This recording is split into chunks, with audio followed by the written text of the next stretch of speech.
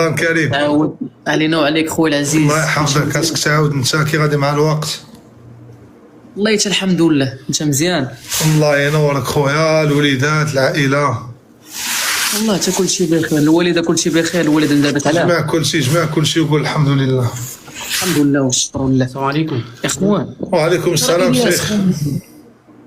يا شيخ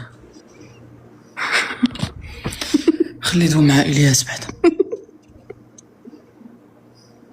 يا شيخ سامعني؟ يا حبيبي اتفضل.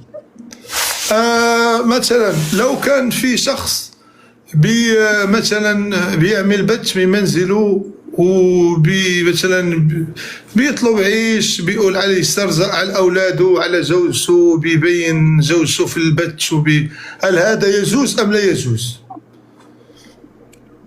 يعني واحد بيطلع خليه يجاوب خليه تيجاوب. نعم، بيطلع مع زوجته بيبينها في اللايف وبيبين اولاده بيشحت، هل هذا يجوز ام لا يجوز يا شيخ؟ اعطيني يعني بكلمه واحده يا شيخ. قال النبي صلى الله عليه وسلم عليه الصلاه والسلام. انا ما بدخلش مع عليه الصلاه والسلام. ما بلعبش مع النساء والله. سامحني. انزلي يا وش الابل، انزلي. عادي عبيطه والله. كمل يا شيخ. النبي صلى الله عليه الصلاه والسلام. قال النبي صلى الله عليه وسلم لا يدخل الجنة مين؟ ديوث.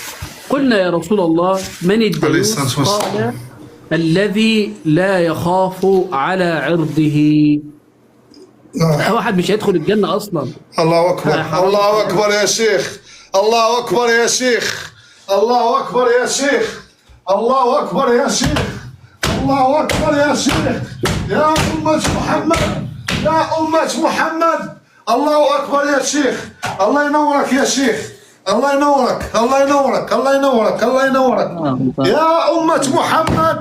الله ينورك يا شيخ. هذه ضربة موشعة لجميع اللي يبين زوجته في البث أو في البثوث العربية. مع السلامة يا شيخ.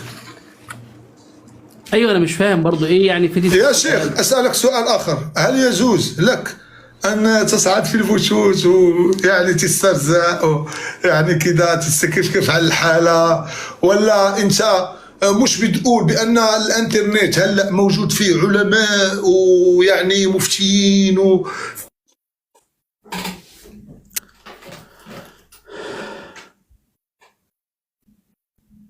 أنا مش سامع حاجة يا شباب.